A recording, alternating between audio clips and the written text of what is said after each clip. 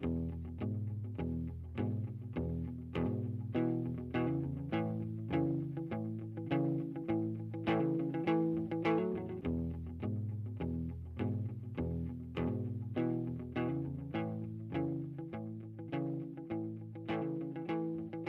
a boy, I was never into science or math. As a matter of fact, I was hardly ever in school.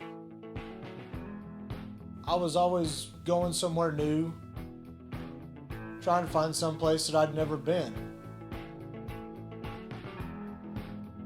That's probably what earned me the nickname Scout.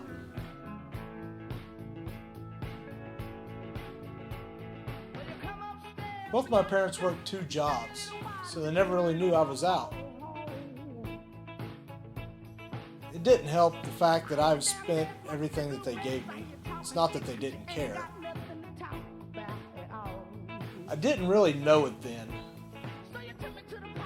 but that adventurous spirit, that yearning to find new places, would eventually change my life, the world, and finally earned me that nickname. My future began near the end of my junior year of high school. My U.S. history teacher assigned us all summer projects. My topic was NASA. Once summer began, I put the project off, but I quickly realized that I should at least start the project so I didn't spend all summer worrying about it. I decided to call up my grandfather, who lived during the space race, and set up a quick interview. I set the camera up and I asked, "How did NASA change the world?" I remember watching the launches on TV and thinking, it's just amazing we're up there. I remember watching Walter Cronkite's television programs about all those events. Something about those events changed the way America viewed the world. Something about those events ignited a flame in the eyes of the people.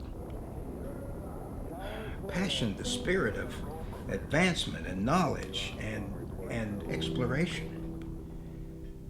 The most awe-inspiring moment of my life, aside from holding you in my arms, was watching the lunar lander touch down. The moment the lander touched down, the moment Armstrong put his boot in the dust, the moment... Sorry, I get a little weepy when I think about it. When the first pictures came in from the moon, it was the most powerful day of my life. Seeing the Earth as this blue dot in this infinite darkness made us all feel small. We all talked about the way the moon landing shaped our lives.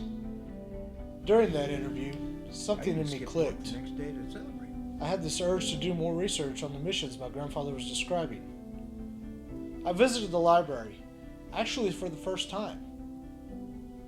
What I saw gave me goosebumps. It was real-life science fiction. I watched as the Mercury missions sent men into space. The bringing together of 2 great enemies during a time of war. One of my favorites was the launch of the space shuttle. All that thunder at liftoff. The docking with the ISS. It was an amazing craft. I think the most spectacular thing I saw was the footage of the Apollo 11 moon landing.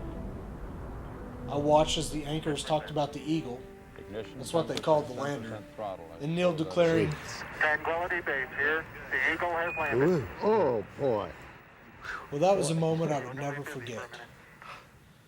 After watching all this, images from the Hubble popped up. They were stunning, to say the least, which inspired me to visit the local astronomy club.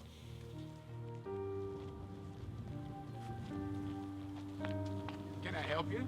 Yeah, is this the astronomy club? Sure is. What can I do for you, son? Well, I guess I just wanted to see what this was about. I'm doing a research video over NASA and thought this might help. Well, come on in. I'll show you the universe. Whoa. Pretty cool, huh? Yeah, can I look through it? Go right ahead. You look right through there. I've got it set for the Orion Nebula. That's over 1,344 light years away from here. It's beautiful. I can't even see it in the sky. Does it really look like that? Yep, prettier too. The rods in your eyes limit the perception of color, so you only see black and white. But open up a camera, and a whole new world appears. From that moment, Gideon and I became close friends. He was like a father to me. We spent every Saturday studying the stars and looking into space. I want to go to space, but I think it's too much of a dream. I should focus on things I can actually do. Well, with an attitude like that, you're right. You shouldn't think like that. You're one of the brightest young men that I know. If you want to do it, do it. If you try hard enough and you set your mind on it, you can do anything. I believe you'll accomplish that dream. I guess. I want to take you someplace when you're done with your presentation. Where to? To a place that inspired me to journey on the path that I did. I think you'll like it. That weekend, Gideon took me to this museum. This very museum, where I gazed upon things I thought I would never see.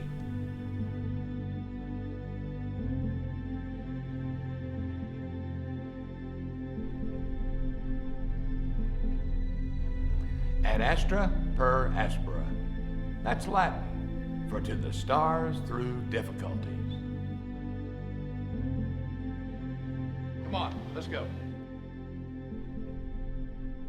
In the hall of space, I gazed upon things that broadened our universe and landed us on other worlds.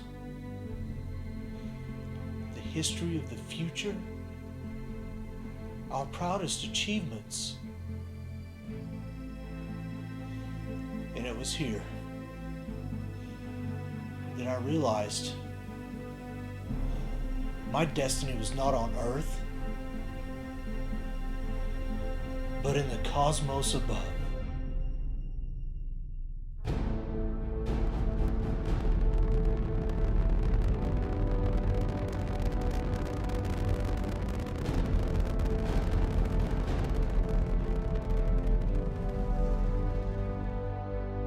I graduated high school and attended college, studying as much as I could.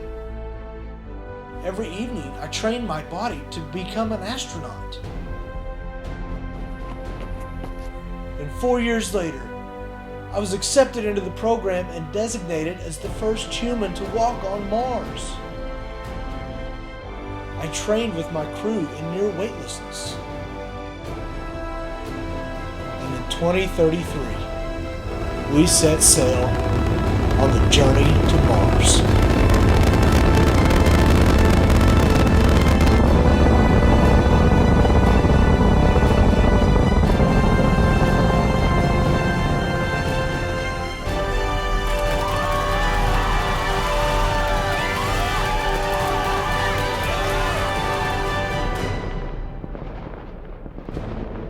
After that step, the universe became real.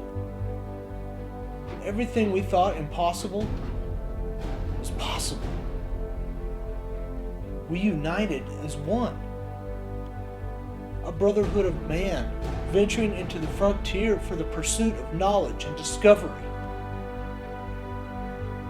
War wasn't against each other. It was against the daunting tasks we never thought we could accomplish.